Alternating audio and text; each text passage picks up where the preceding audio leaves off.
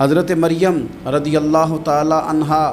کو اللہ تبارک و تعالی نے بغیر باپ کے جناب عیسیٰ علیہ السلام عطا فرما دیے۔ اب اس بات کو جب لوگوں کے سامنے پیش کیا جائے گا، لوگ کیا رائے دیں گے، یہ بھی تو ایک مشکل کام ہے نا۔ وہ خاتون، وہ پاک باز عورت جس نے اپنی زندگی کے سارے اوقات ہی اللہ کے گھر مسجد میں گزارے، جس کی ماں پاک ہے، باپ پاک ہے، خاندان پاک ہے، اس خاتون کو بغیر باپ کے جب گود میں بچہ لے کے لوگوں کے سامنے جانا ہے تو کن رویوں کا سامنا کرنا ہے، یہ آپ سمجھ سکتے ہیں۔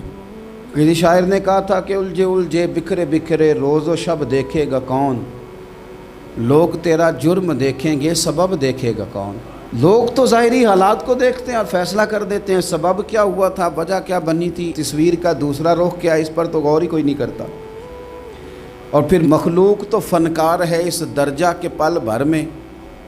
سنگے در کعبہ سے بھی اصنام تراشے، تم کون ہو کیا چیز ہے داغ کبابی۔ لوگوں نے تو مریم پہ بھی الزام تراشے، بڑے بڑے باعزت باوقار لوگ، اور ذرا سا کہیں کوئی نقطہ لوگوں کو نظر آتا ہے تو لوگ اس نقطے کو بہت بڑا قصہ بنا لیتے ہیں، بہت زیادہ داستان سرائی کرتے ہیں، نیک لوگوں کو بڑی تکلیف پہنچاتے ہیں۔ لیکن اگر وہ شخص سچا ہے اور اپنے رب کی بارگاہ میں وہ صاف ہے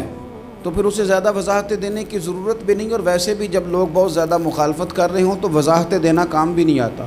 اس وقت صفائی دے کے انسان مزید الجھتا چلا جاتا ہے۔ حضرت مریم کی گود میں جناب عیسیٰ علیہ السلام تشریف لے آئے تو جناب مریم کو حکم تھا کہ آپ نے بولنا ہی نہیں، آپ نے بات ہی نہیں کرنی، آپ خاموش رہیں۔ وہ خاموش ہیں، بچہ پنگوڑے میں ہے، قوم کے سامنے ہے تو قوم بڑے سخت نظروں سے دیکھتی ہے، بڑے سخت جملے کہتی ہے، اور انہوں نے کہا کہ مریم یہ بچہ کہاں سے آ گیا، آپ بھی نیک، آپ کا باپ بھی نیک۔ تو جناب مریم نے کیا کہا، قرآن مجید سورہ مریم کی آیت نمبر 29 دیکھیے، فَأَشَارَتْ إِلَيْهِ، تو جناب مریم نے نا پنگوڑے کی طرف اشارہ کیا، جناب عیسیٰ کی طرف اشارہ کیا، توجہ ادھر کی، فَأَشَارَتْ إِلَيْهِ، بچے کی طرف اشارہ کیا، گویا اس سے پوچھ لے تو قوم کیا کہتی ہے۔ انہوں نے کہا قَالُوا كَيْفَ نُكَلِّمُ مَنْ كَانَ فِي الْمَهْدِ صَبِيًّا، یہ کیسے بات کرے گا، یہ تو پنگوڑے میں بچہ ہے۔ پنگوڑے میں بچے بھی کبھی بولے ہیں، وہ بولتے ہیں بھائی، پر جب رب چاہے، اور جب اللہ اپنے بندوں کو صاف کرنا چاہے، اور جب رب اپنے بندوں کی عزتوں کا محافظ بنے تو بچے پنگوڑوں میں بھی بولتے ہیں۔ جناب یوسف کے لیے بھی بولا تھا، جناب عیسیٰ بھی پنگوڑے میں بولے تھے، جناب جریج کے لیے بھی بولا تھا، بچے بولتے ہیں، لیکن کب، جب رب چاہے۔ کیسے بولے گا، یہ تو پنگوڑے میں ہے۔ لیکن جب انہوں نے دیکھا نا بچے کی جانب، آپ نے منہ سے نہیں کہا، وہاں تو حکم تھا چپ رہنا ہے، وہ خاموش تھی، پنگوڑے کی طرف اشارہ کر کے کہا اس سے پوچھ لو جو پنگوڑے میں ہے۔ تو جناب عیسیٰ پنگوڑے سے بولے اور سیدھے ہاتھ کے اشارے کر کر کے بولے، کیا کہتے ہیں، فرمانے لگے قال انی عبد اللہ۔ عیسائیوں نے کل کلاں کو کہنا تھا نا وہ اللہ کے بیٹے ہیں، تو انہوں نے بات ہی یہاں سے شروع کی، کہنے لگے لوگوں سنو میں اللہ کا بندہ ہوں۔ بات شروع یہاں سے کی، جو کل بات ہونی تھی آج اس کا اظہار کیا، کہنے لگے انی عبد اللہ، میں اللہ کا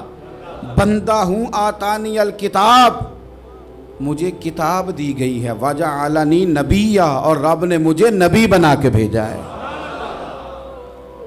10 منٹ پہلے جناب مریم کے بارے میں رائے لوگوں کی اور تھی، اور 10 منٹ کے بعد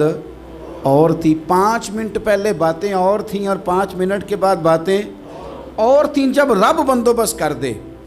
جب اللہ اہتمام کر دے، میرے بھائی ضروری تو نہیں کہ ہم پریشان ہی رہیں کہ یار یہ کام میں نے کیا نہیں، میرے کھاتے ڈال دیا گیا،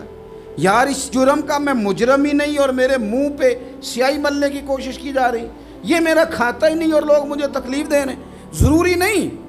کہ آپ ہی وضاحت کریں، میرا رب بھی بندوبست فرما دیا کرتا ہے۔